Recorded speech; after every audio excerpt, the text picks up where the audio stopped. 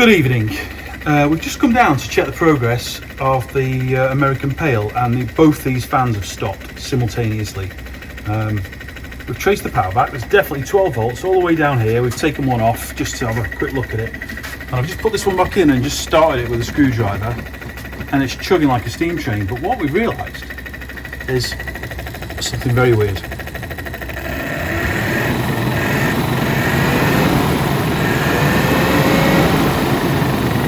So why would that happen to two fans at exactly the same time? I'm very concerned. I don't know. These are very high quality Chinese fans as well. Let's go have a look at one on the bench. Okay, so where the wires go in is this little cover, which I thought was steel like these, but it's not. It's like a little glued on or bonded on thing. Okay. And then under there we've got what looks like, can't even tell. There's some soldering going on here, like they're potted.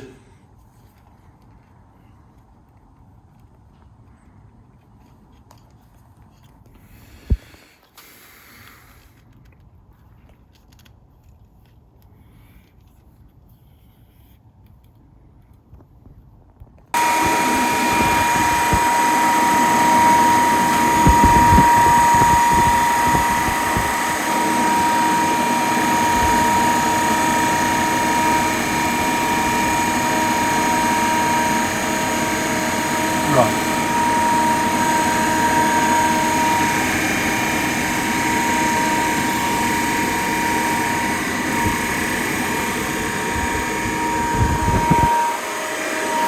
Just come out the front, isn't it? Yeah. Pasta as well. Just come out the back too. Can't be. No, that's suction. Yeah, put your hand on the back and you can feel it. It's a piece of paper or something. So the one we took off, we've taken it to bits, checked the two little contacts for where the wires join. Couldn't see anything weird at all. We just hung it back up again, wired it up, and it started making a chugging sound, which we didn't record. So just reverse the wiring, because these fans will spin either way depending whether you connect the red to the positive, or the 12 volt positive to one side or the other, and it started spinning. Now, what I'm puzzled by is when these were in last time, they were blowing. I thought they were blowing. Now I've reversed the wires, that it's still blowing. So we've just done a little test with 3P's poster, thank you, and the suction is keeping it on the back.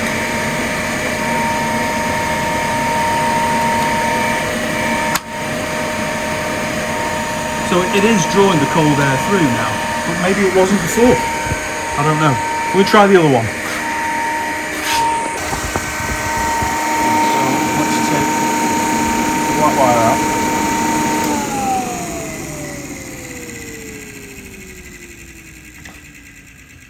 Let's take them all out actually. So blue and blue. Ah, it's bobbing. It's probably just an optical illusion. This is not the correct way to terminate wires.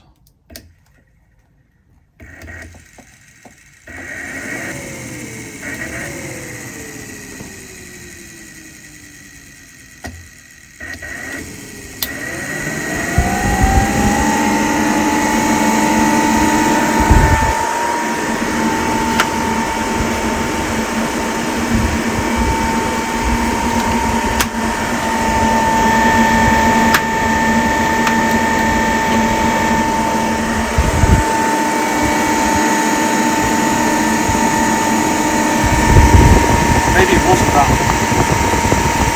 Maybe it was that one. Maybe. Well, they won't now. Yeah, I'm going to strip my wires properly though. It is working.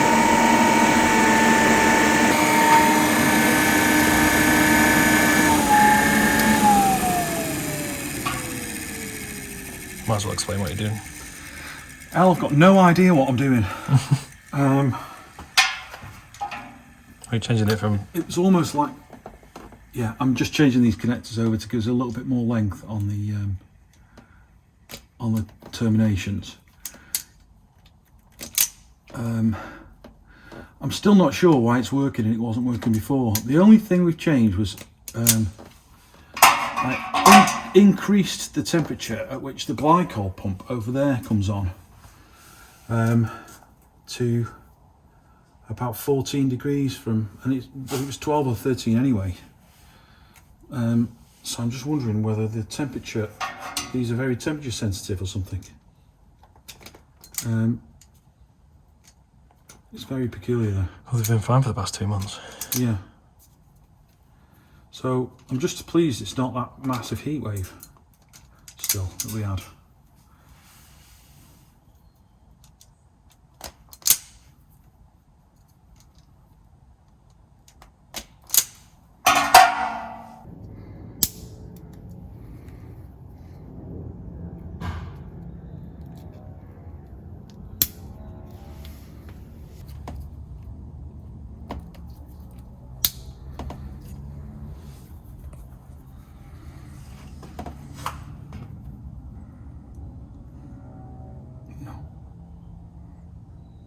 It's not right, is it? What am I doing? Not into.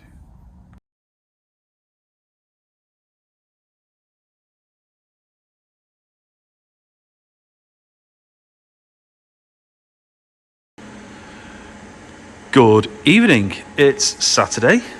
I think it's the 1st of October today. It could still be the 30th of September. I'm not quite sure.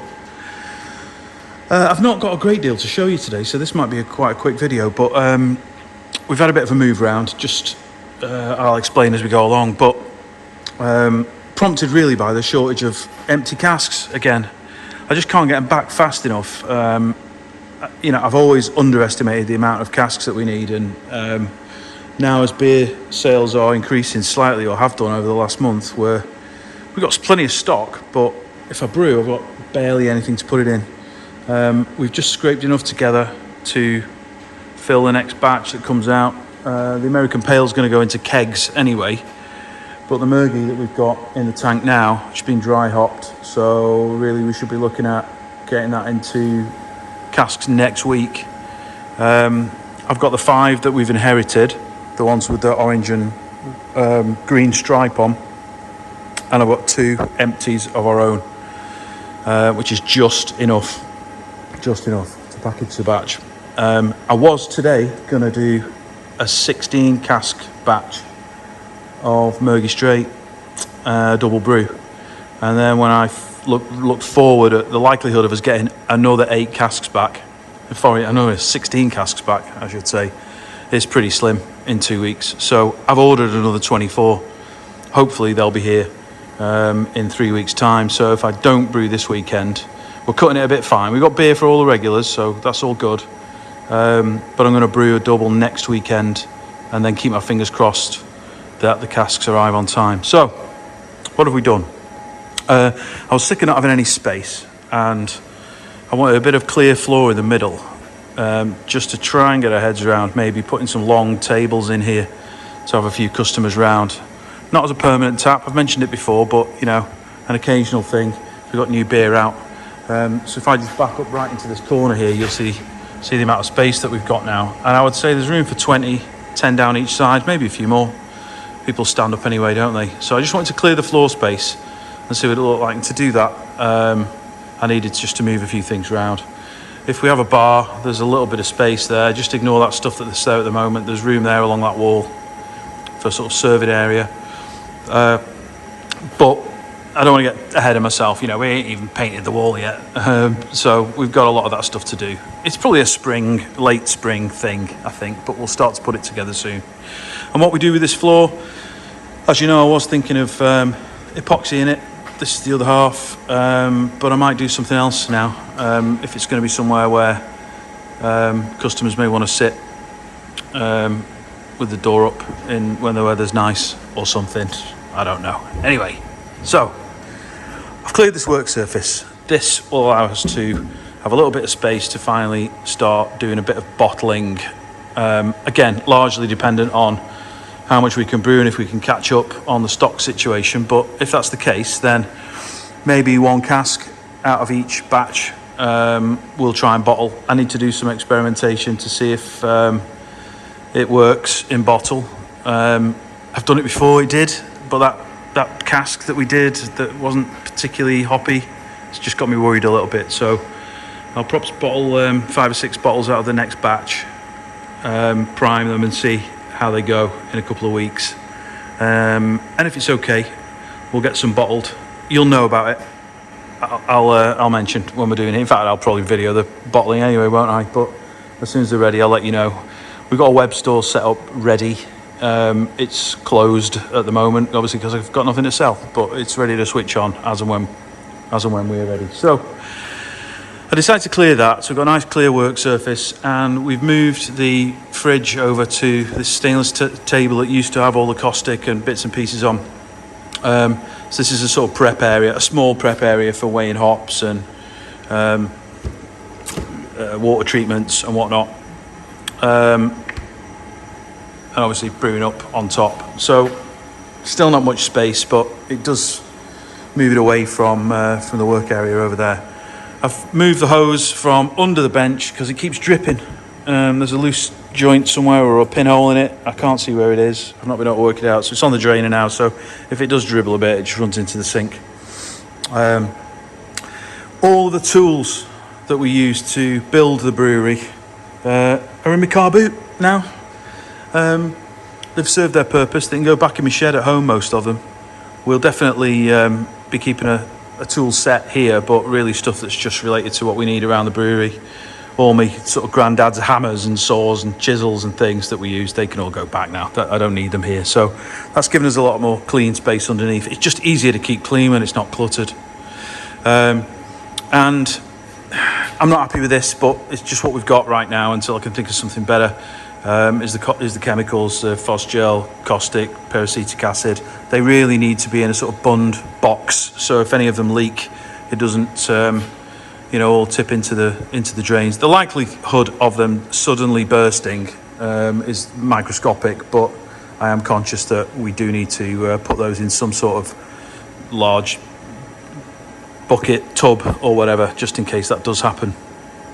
Got a few bits on a caustic soak there as well. The big tank we've moved into the corner, and there wasn't quite enough room. If you see, I mean, it's okay, but that's the 1,000 litre tank. The kettle's probably a little bit close to it, but they're both well insulated. I don't think that'll cause us too many problems. The mash tun's just forward a little bit now, because we didn't really have the space to push it all the way in, unless I wanted to move the HLT, and as you can see, there's not a great deal of room there. If I'd have pushed it so it touched the wall and moved the isolator, I probably could squeeze all 4 in side by side, but it looks all right like that. It's perfectly workable. And when the mash tun's empty, it's light enough for me to slide out and get behind it to clean, etc. Large tank here, the challenge is the cooling for it was all the way over there. So what I did yesterday evening was ran some pipes up. You'll see the clips, which I've not removed yet, across the top. So we had the glycol feed into the tank, but like a chump, I didn't realise there's just no way those little pond pumps were going to be able to push the glycol all the way up, across, down, and then back up again, across, and then gravity would take care of the rest. So obviously it didn't work. I mean, I should have known better, really. I did all right in physics at school. That's just stupid. I was rushing. So what we've done now is added some extra pipes at kind of waist height-ish. So it's the same height as the input ports and output port on the tank itself. That's working fine now. And for now, I've got everything running into and out of the remote cooler. So the little cooler over there currently is just sort of not connected. We're not using it for anything. We've got the big pump here, the agitator pump, feeding the cold room, which again is not asking for much cold right now because it's a little bit chilly. And then we've got the submersible pumps here, and here, 3 of them, dealing with the 3 fermenters. It's possibly going to be up to the job with a couple of fermentations going on, but the reality is they're never all peaking at the same time. So there'll be one that really needs temperature control permanently to keep the temperature down to the target fermentation temp, and the other two will just be maintaining a temperature without much heat being generated by the yeast at that stage, assuming we've got all three going. Usually I've only got two going anyway, so I think we'll be all right. And obviously as it starts to warm up again in spring, we'll reassess that and decide whether to reintroduce the other cooler over there. What you can't see is I needed to get some heat into one of these the other day. So next to the Maxi cooler is this device, which I think you may have seen before. So it's basically an upturned colander which sits in the bottom, and then on top of that is another one of these pond pumps. And I set this to about 26 degrees and replace, or just swap the pipes over basically. So when we move from a position where we want to cool the tank to where we want to keep a gentle heat in it, then we're then using the Inkbird to fire the pump in the little Burco thing. It works really well. Steady 19 to 20 if I needed it. So that's what we've done for the last few days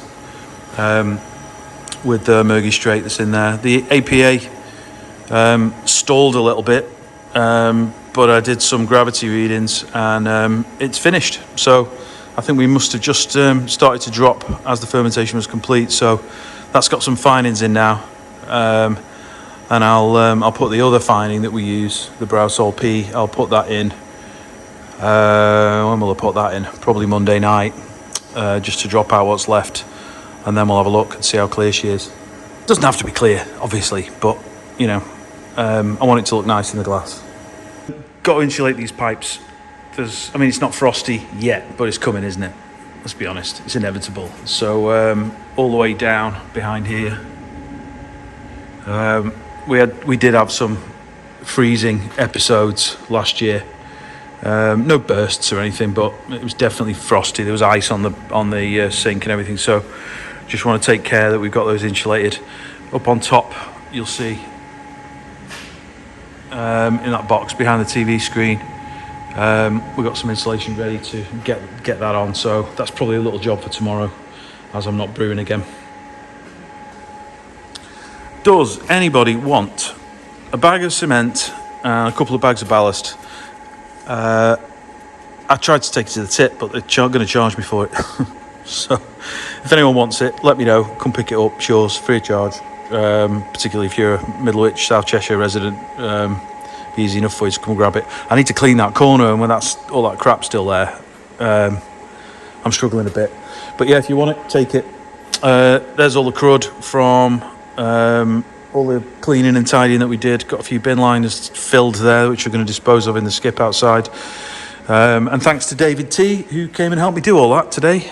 Gave up some of his Saturday to sitting here sifting through nuts, bolts and washers. That is all. Nothing else to add. Next video probably will be a double brew day into Big Boy over there. Next Saturday, I reckon I'll do that. So you'll probably see the video Sunday. Have a great weekend, guys. Thanks.